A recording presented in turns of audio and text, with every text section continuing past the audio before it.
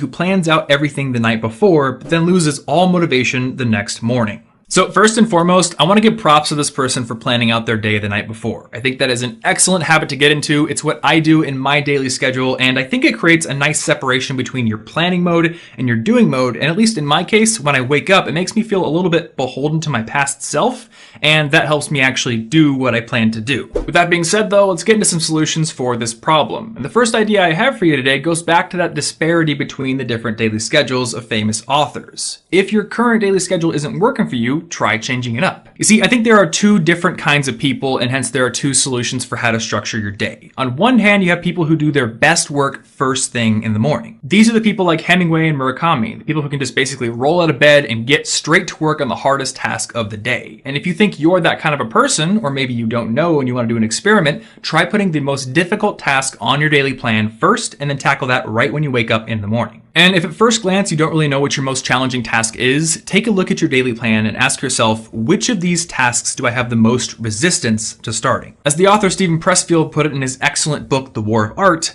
like a magnetized needle floating on a surface of oil, resistance will unfailingly point to true north, meaning that calling or action it most wants to stop us from doing. We can use this. We can use it as a compass. We can navigate by resistance, letting it guide us to that calling or action that we must follow before all others. Now, while trying this strategy out might help you be more motivated in the morning, it also might not. And that's why I think it's important to experiment a bit to see which category of people you fall into. Because there is a second category of people, and I think that I fall into the second category, and these are the kind of people who need to build up a bit of productive momentum before they get into the most challenging work of the day. Now, maybe you're wondering what productive momentum means. And to explain this, I want to tell you a story about a piece of advice a friend gave me a few years ago. He told me that when I'm procrastinating on starting a big, challenging task, I should go do the dishes.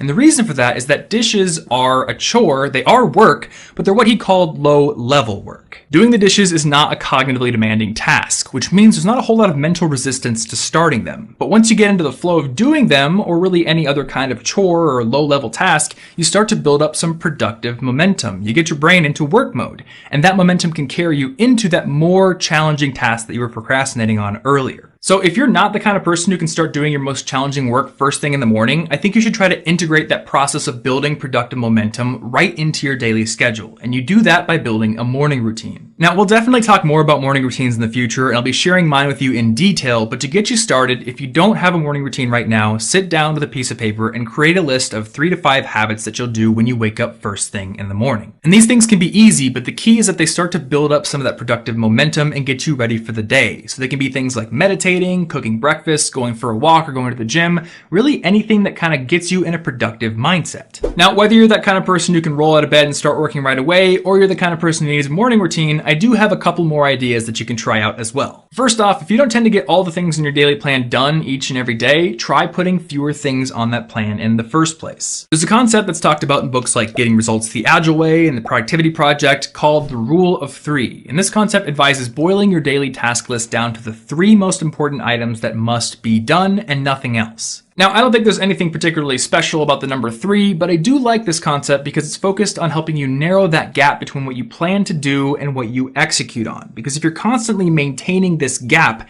you're waking up every day and you have this subconscious expectation that you're not going to get done what you planned. And that can only kill your motivation. On the flip side, if you eliminate that gap and you consistently do what you set out to do, you're going to wake up with a lot more drive to do it because there's that confidence there. The last idea I want to talk about here might be the most important, and it's the difference between push motivation and pull motivation. And there's this quote from Tony Robbins that I really like that goes, "There are 2 different kinds of motivation. Push requires willpower, and willpower never lasts. What will last is pull. Having something so exciting, so attractive, something you desire so much that you have a hard time going to sleep at night. You get up so early in the morning and you take it to the next level."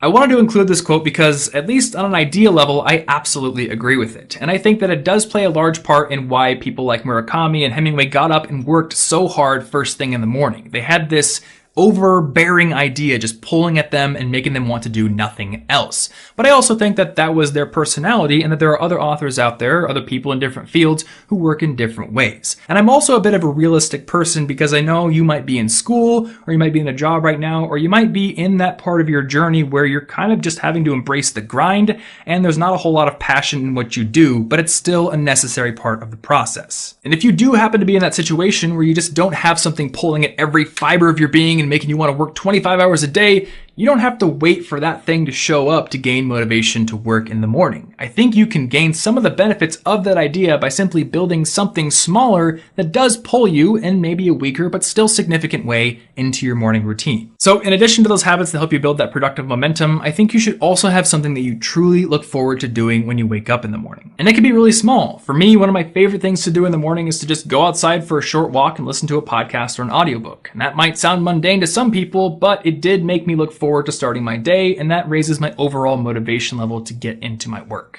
Now, when it comes to waking up more motivated, these ideas are certainly not the only things you can do, but I do think you'll find them beneficial if you try implementing them into your daily schedule. And if you've got additional ideas